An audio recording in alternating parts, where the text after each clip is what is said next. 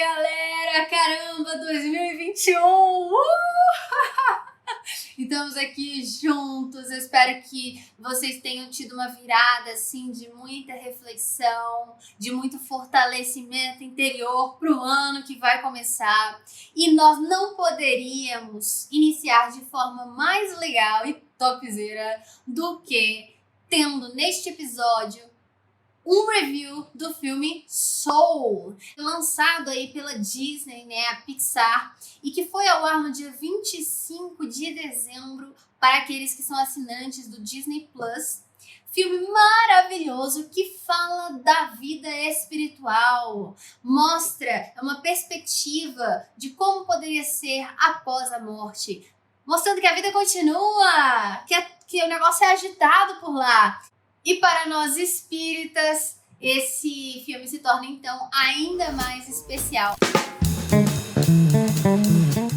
Vocês veem como eu sou gente boa. Antes de começar, eu já vou avisar que se você ainda não assistiu o filme, por favor, assista para depois assistir esse review. Por quê? Porque vai rolar spoiler. E depois eu não quero gente reclamando comigo porque eu avisei. E quem avisa, amigo é. Mas se você já tá aqui prontinho para assistir esse vídeo, então primeiro deixa o seu like, porque o seu like ajuda muito no engajamento aqui do nosso canal. E assim faz com que a gente consiga chegar a mais corações, levar o nosso espiritismo para mais pessoas. Então, por favor, curte aí, se inscreve no canal e deixa um comentário no final, qualquer um. Se você não tiver muito a falar, deixa um emotion que seja. Mas, por favor, deixa um comentário que também ajuda demais, fechou? E vamos lá ao nosso review.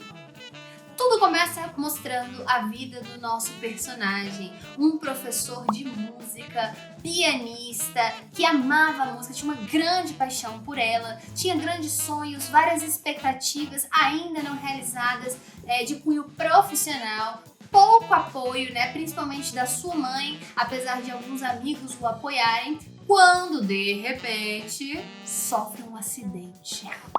Um acidente que o deixa em coma. E aí o seu espírito vai perambular lá no plano espiritual. Ele não tá entendendo nada, tá assim levemente desesperado, porque isso aconteceu quando finalmente tudo tava dando certo. Ele ia participar de um show com uma musicista super famosa, um grande nome no jazz, e tava super feliz, né? Então quando chegou o momento dele, acidente. E eu acho que o que é mais legal é que mostra que ele conseguiu se livrar de vários momentos em que ele poderia ter sofrido esse acidente, até que culminou realmente no acidente, mostrando que não existem acasos, né? Que quando é pra ser, vai de uma forma ou de outra, não tem como evitar.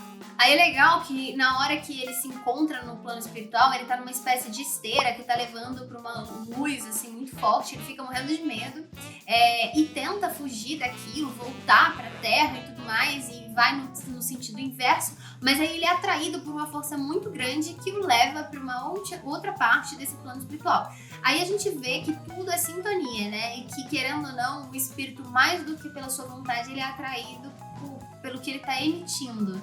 É aquela coisa de imã. Aí aparece um espírito que aparentemente é superior a ele, né? E tem até uma forma diferente, mas ele apresenta aquela forma para ficar mais inteligível para ele e para os demais, que ele representaria ali todas as forças do universo. Isso, né? No espiritismo a gente aprende que o nosso perispírito é plástico e ele pode então se adaptar à forma que o espírito bem quiser e quiser se apresentar dessa forma, né? O engraçado também é que o nome, né, ele fala assim, você pode me chamar de Jerry, mas aí com o tempo ele vai percebendo que todos os espíritos ali, esses espíritos diferentes, chamam Jerry, e mostra que essa individualização de um nome específico é um nome que você nada mais escolhe, porque você passa a ser muito mais do que isso, você é uma junção de muitos seres, de muitas vidas, então é aquela coisa assim, você escolhe um nome, me chama do jeito que você quiser, porque somos muitos aqui dentro, sabe? Aí tem uma parte muito massa, porque quando ele chega nesse outro lugar que ele foi atraído, que ele conversou com esse outro espírito, Jerry, ele começa a mostrar pra ele, né, os trabalhos que são feitos lá, meio que apresentar o lugar e fala assim, Aqui é onde eles recebem seus atributos, meio que as suas personalidades, o que remete ao planejamento reencarnatório que a gente vê no Espiritismo, que acontece com todos nós. Às vezes participamos desse planejamento, às vezes não. Atenção, vamos ter um episódio falando do planejamento reencarnatório, então aguarde. A nossa personalidade é uma junção também de tudo aquilo que a gente já é, né? Que acabamos conquistando de virtudes e ainda temos de defeitos das vidas anteriores. Aí mostra que depois que eles passaram por todo esse planejamento, eles passam por um portal e vão em direção à Terra para encarnar em um corpo. Aí tem um rolê lá, né, dele ser chamado aparentemente por engano, mas é totalmente friamente calculado, como tudo no plano espiritual, para ser mentor.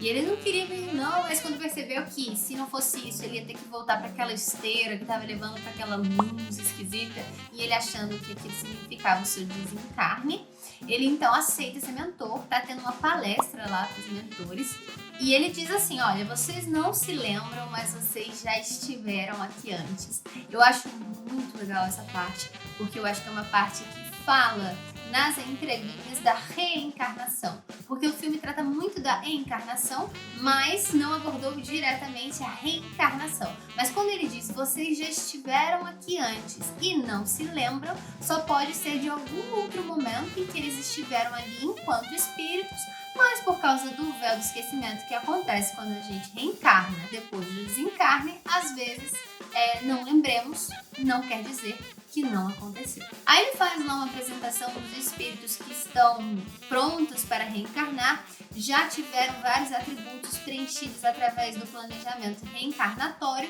porém falta um espaço, falta um atributo que é como se fosse a faísca, algum interesse, algo neles que vai trazer aquele gosto pela vida, aquela motivação, aquele sentido, né, de nossa, é para isso que eu tô aqui. E aí faltava eles descobrirem. Então o dever desse mentor era ajudar esses espíritos a descobrirem que atributo era esse que faltava. Ele, né, tem as mutretas dele lá, se faz passar por outro espírito para poder mentorar aquele que foi designado para ele, porque não era para ser assim e tal, mas aí ele acaba contando a verdade para esse espírito, e é um espírito mulher, assim ela se apresenta, e o nome dela é 22. Aí tem uma hora que eles estão lá conversando e ele fala assim, nossa, mas você fala igualzinho um adolescente, um jeito esquisito. Aí ela fala, cara, eu falo do jeito que eu quiser. Eu tenho a voz, o tom que eu quiser. Aí, e assumo também a forma física que eu quiser. Aí então ela mostra outros tipos de voz que ela poderia ter, inclusive masculinas, outras formas de falar, e imita o próprio personagem principal, assume a forma dele e fala como ele, mostrando que a gente também aprende no espiritismo, que é essa plasticidade, esse poder de plasmar o que quiser no perispírito. E que o espírito não tem sexo. Aí tem uma hora que ela vai mostrar pra ele que o espírito, ele não sente dor, ele não sente cheiro, ele não sente fome, ele não tem essas necessidades do corpo físico. Os espíritos não têm as mesmas necessidades que quando encarnado, já que essas necessidades fisiológicas são do corpo. Aí essa tal faísca que a 22 tem que achar pra preencher e o personagem principal tem que ajudar, tá um pouco relacionada à profissão, à vocação de algo que se tem a verdadeira paixão e habilidade para fazer. 22 parecia já estar há muitos séculos esperando e tentando, mas nada agradava, nada chamava. E na verdade ela dizia assim que ela não tinha interesse em ir pra Terra porque ela achava que a Terra não tinha nada de bom, muito pelo contrário, que era melhor ela ficar ali no plano espiritual, que seria muito melhor. Então ela tinha essa coisa de não querer, mas tinha que, faz parte. Sim, a encarnação faz parte, não tem para onde fugir, não tem como evitar, só vamos deixar de encarnar quando tivermos atingido o patamar de espíritos puros. Mesmo assim pode acontecer, mas não mais por necessidade, mas sim por algum trabalho, como missão. Esse filme também vai mostrar uma espécie de umbral, aquele lugar que é gerado e formado pelos seus pensamentos, né? É o pensamento que cria aquele lugar, é a sintonia dos espíritos que estão ali. Aí ela apresenta ele, ela leva ele para esse local porque lá tem um grupo que trabalha resgatando esses espíritos e que podia talvez ajudá-lo a voltar para o seu corpo. Mostra que eles estão encarnados, esse grupo que ela conhecia, estavam encarnados. Eles só podiam estar ali através do desdobramento que a gente chama no espiritismo, que é quando o espírito ainda fica ligado ao corpo, mas ele tem essa liberdade de se locomover e de habitar outros planos, outros mundos. E geralmente ele se dá no estado de vigília, ou seja, durante o sono, mas também pode ser no estado de meditação profunda, como nós vemos no caso do personagem do grupo, que era um velhinho que trabalhava fazendo propaganda para uma loja na rua, né, segurando o letreiro e tal, e ele ficava meio que de olhos fechados, eu acho que num estado de meditação tão profunda, que ele conseguia estar em outro lugar durante isso e aparentava estar ali trabalhando. E ele, com a ajuda desse grupo, entra também num estado ali de concentração profunda em que ele consegue ver o seu corpo, ou seja, se conectar mais fortemente com o seu corpo, porque essa conexão não cessa, se cessar o corpo morre, né? E aí ele percebe que ele tá numa cama de hospital em coma, que ele teve esse acidente, caiu num buraco e tá lá em coma. Aí nessa hora ele tenta entrar através desse portal, né, voltar para o próprio corpo. A 22 acaba indo junto, o espírito da 22, os dois vão em direção. E acontece uma coisa que não tem nada a ver com o espiritismo, e a gente vai explicar por quê, que ele entra no corpo do gato que estava na cama e a 22 é a que entra no seu corpo. O que acontece? O corpo, por mais que a pessoa esteja em desdobramento, ligada por um fio de prata que a gente chama, que era o caso dele, ele ainda é o que habita aquele corpo. É como se ele estivesse no corpo, ou seja, não tem como outro espírito ir lá enquanto ele está desdobrado e assumir aquele corpo. Então não teria como a 22 ter entrado. Porque no livro dos espíritos a gente aprende que não tem como mais de um espírito habitar simultaneamente um mesmo corpo. Cada um tem o seu corpo que é designado desde o planejamento. Se não for você habitando nele, ele vai perecer, vai morrer, e aí não tem como outro espírito habitar aquele corpo que nem foi planejado para ele. Aqueles casos de exorcismo, nós já temos um episódio sobre isso, vai aparecer o link para vocês, e aí vocês vão perceber e entender melhor essa questão de, então, como é que acontece o exorcismo, a possessão, né? Agora, mais outra coisa absurda também em relação ao espiritismo é que o espírito dele acaba habitando o corpo do gato, sendo que nós vamos ter uma série que vai vir aí proximamente sobre os animais, e nessa série a gente vai ver que os animais, eles têm alma. Não é um espírito propriamente dito, mas é uma alma, e não tem como um homem assumir, né, o corpo de um animal, não só porque ele já está sendo habitado por uma alma, não tem como ter essa simultaneidade, como também não comporta, entendeu? Um espírito de um homem sempre vai estar num corpo de um homem. E o homem que eu digo, homem, mulher, né? Ser humano. Tem uma outra parte que eles já saíram do hospital e tudo mais, e ela tá muito assustada com a vida ali na Terra, muito barulhento, o pessoal, né, muito agitado, e aí ela fica num buraco e dizendo que não vai sair daqui não sai, daqui ninguém me tira. E aí mostra que a forma que ele consegue convencê-la a sair, a tentar viver ali, né, é levando um pedaço de pizza, porque ela sente o cheiro, acha delicioso, prova e pira no sabor da pizza, mostrando que, muito legal isso, que nós vamos ter tentações aqui enquanto encarnados, né? Graças que no plano espiritual não tem. Tanto é que vemos que há muitos espíritos que ficam apegados a este plano justamente para continuarem sentindo os prazeres que só são típicos de quem está encarnado.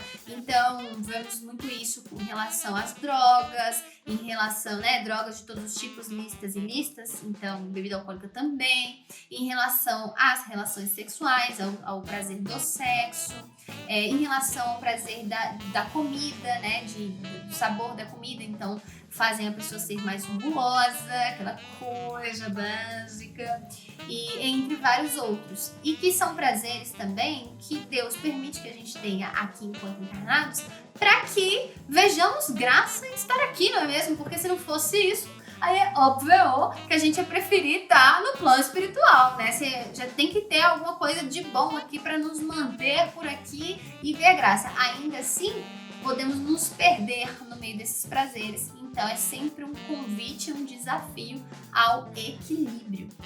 E a responsabilidade. Drogas, não, galera, por favor.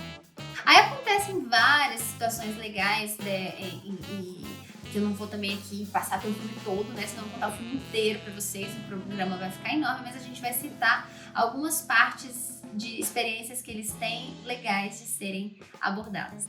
Tem uma hora que eles estão no barbeiro, interage bastante com o barbeador que era amigo do personagem principal e pergunta muito sobre a vida dele, né? Sobre o que levou ele a ser barbeiro.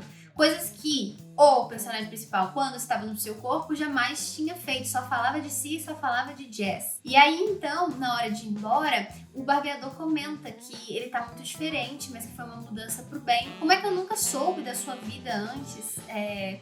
Tão interessante. Aí, pois é, porque você nunca perguntou. E eu acho isso muito legal, porque quantas vezes nós não nos distraímos focando só em nós, nos nossos problemas, nas nossas necessidades, nos nossos gostos, e esquecemos de olhar para fora, né, de olhar para o outro, de nos importarmos com o que o outro está sentindo, o que ele está falando, o que ele está fazendo. É aquele famoso de sair e falar assim: oi, bom dia, tudo bom? Aí a gente pergunta tudo bom, mas é uma pergunta retórica, a gente não espera uma resposta, né? A gente não quer saber se a pessoa tá bem ou não tá, a gente pergunta porque como se fizesse parte do combo ali de dar oi. E isso é tão chato, né? Talvez a gente pudesse mudar e quando a gente perguntar, sempre que a gente perguntar tudo bom, a gente realmente quer saber se a pessoa tá bem, quer saber dela, da vida dela e não falar só da gente. Agora vem um ponto alto do filme, assim, eu me arrisco a dizer que a melhor cena, a melhor parte do filme é onde mostra a grande lição, né, que nós aprendemos nesse filme, que é o seguinte: ele trapaceando consegue voltar, assumir o seu corpo, ir pro show, né, que ele ia participar de jazz com aquela musicista famosa e consegue tudo que ele queria, né, tudo que ele sempre sonhou. Mas aí depois que passa, depois que ele finalmente conseguiu, aí ele começa a ver que aquele vazio que ele achava que ia ser preenchido de alguma forma depois disso continuava lá. Essa parte é muito legal porque todos de nós já fizemos isso em maior ou menor grau. Ter nossos sonhos, ter as nossas expectativas, as nossas metas, a gente coloca na nossa cabeça que aquilo é que é bom, quando a gente conseguir aquilo é que nós vamos ser felizes. E quando não acontece, quando é de forma diferente, quando recebemos um não de Deus ou ainda não, nos revoltamos, como se nós soubéssemos mais do que Ele o que é melhor para nós. É uma lição não só de paciência, né, de confiar no tempo de Deus, como também confiar na sua decisão. Quando Ele diz sim, quando Ele diz não.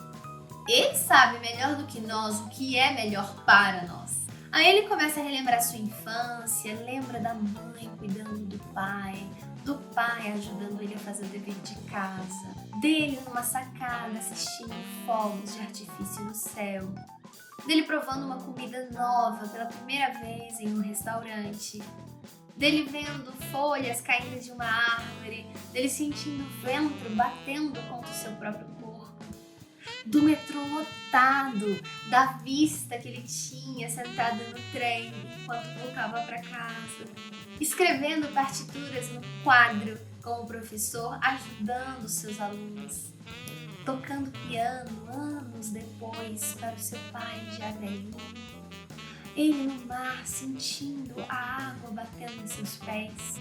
Enfim, ele percebe, ele finalmente entende que a felicidade não está nos grandes momentos, muito pelo contrário, está nos pequenos momentos. no conjunto desses pequenos momentos. E que o seu grande programa de vivência, né, a sua faísca, não era ser músico, era simplesmente a grande oportunidade de estar vivo, de estar encarnado e poder vivenciar todas essas experiências. Aí até nesse momento ele já fez um estrago para 22, que já tinha os seus problemas, né, as suas inquietações, e estava lá no umbral como um daqueles espíritos perdidos que foram mostrados no início do filme.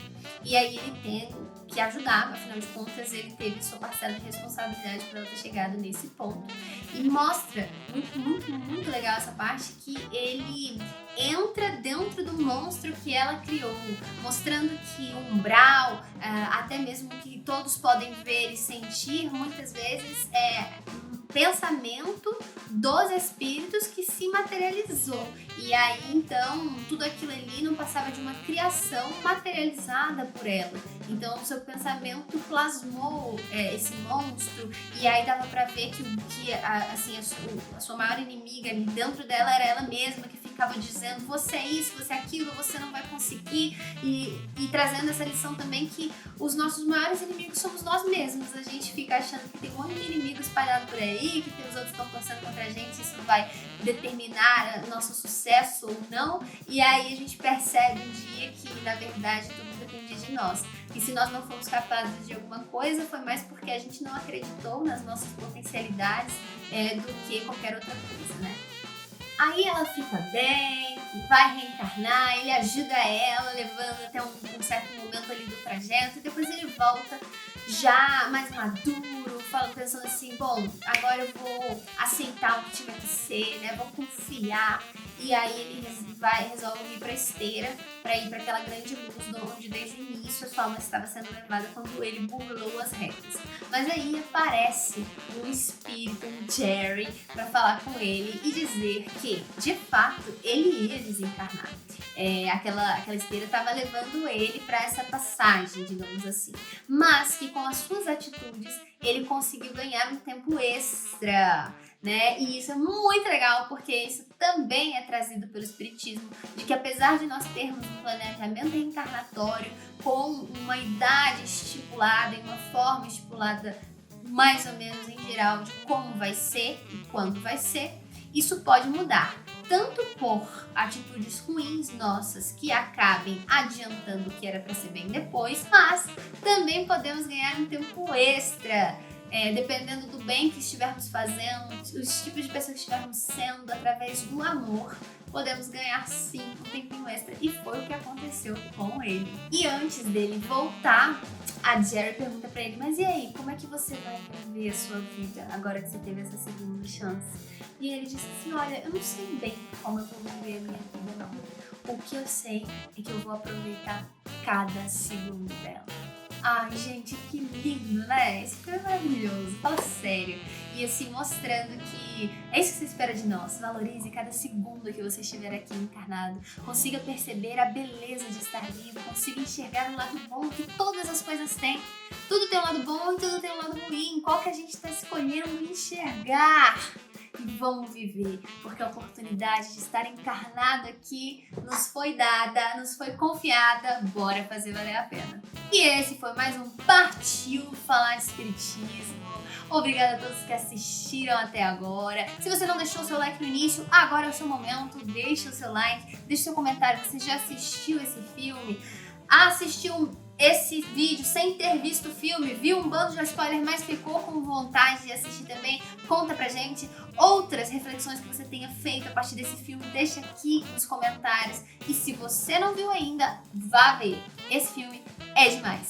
A partir do episódio que vem, né, da semana que vem, nós vamos ter uma série falando sobre mediunidade na infância e na juventude.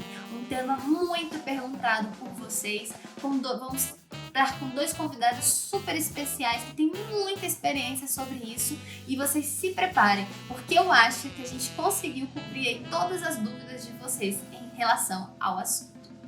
Não perca!